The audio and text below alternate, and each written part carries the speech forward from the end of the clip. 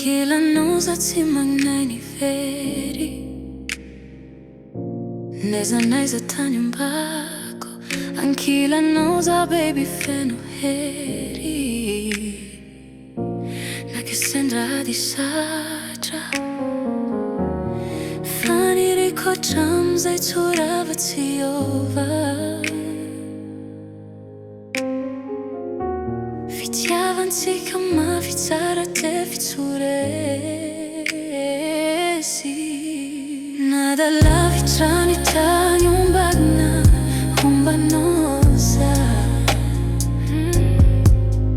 Nada maro koa ny fitsapana, yafiako akeo fô. Kiaza vela raiky tsy masaraka anao, tsy aditra tsana zimatsika fy.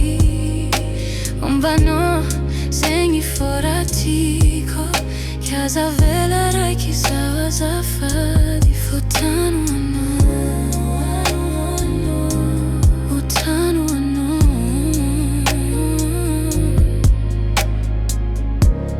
Izy koa ianao akeo, ririna manjary loatana.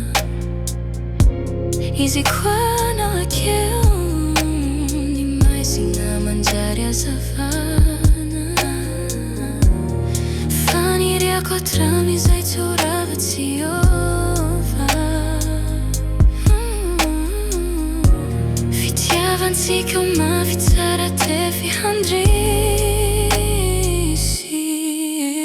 Nada lavitra ny tay ombagna, ombanosa. Nada maro koa ny fitsapana, yafiako akeo fô, yafiako akeo fô.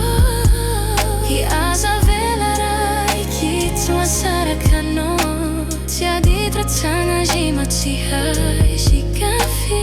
Ombanao zegny foratiko.